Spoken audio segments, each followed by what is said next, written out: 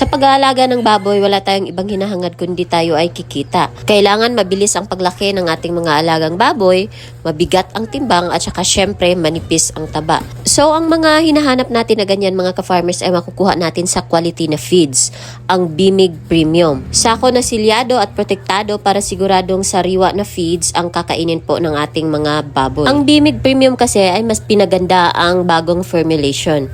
Yes po mga ka-farmers, totoo po, bago na po ang formulation ng Bimig.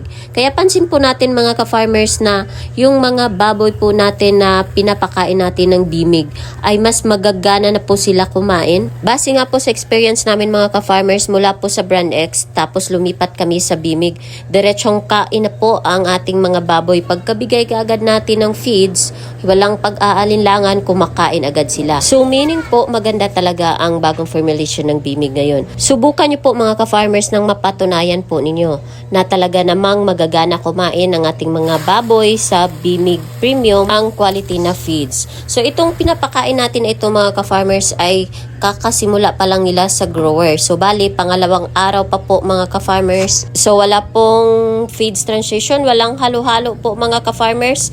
Ayan, tingnan nyo po, matatakaw po sila kumain pera usog. So ito, paraan po namin sa pagpapakain mga ka-farmers. Bali, pinapaubos lamang po namin ng tig-isang sakong starter. So bali, dito sa pig pen na ito ay 26 heads. So, bali 26 na sakong starter din po ang kanilang nauubos. Kaya ngayon, nagsimula na sila sa grower. So, kitang-kita po natin ang resulta ng Bimig mga ka-farmers mula batok hanggang pigi.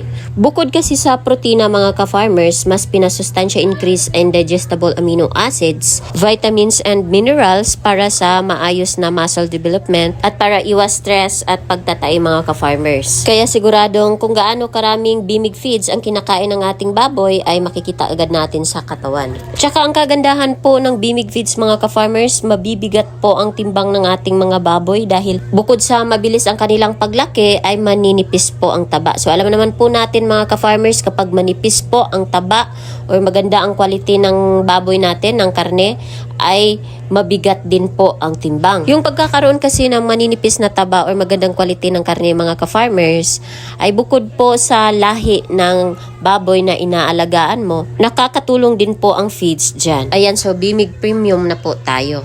Ang Bimig Premium po pala mga ka-farmers ay may pagbabago po ng variant names at packaging. So magiging ganito na po ang sako ng Bimig mga ka-farmers. Mas maganda tingnan, mas matibay, iwas bulok at sustainable. At kung dati grower 1 at grower 2, ngayon ang grower 1 ay magiging grower na lang at ang grower 2 naman ay magiging finisher na. So mas malinaw na po sa atin mga ka-farmers, lalong-lalo na po doon sa mga naguguluhan sa grower 1 at grower 2. So mga ka-farmers, simulan nyo na ang paggamit ng Bimig dahil kita ang laki, pagtuloy-tuloy ang Bimig Premium.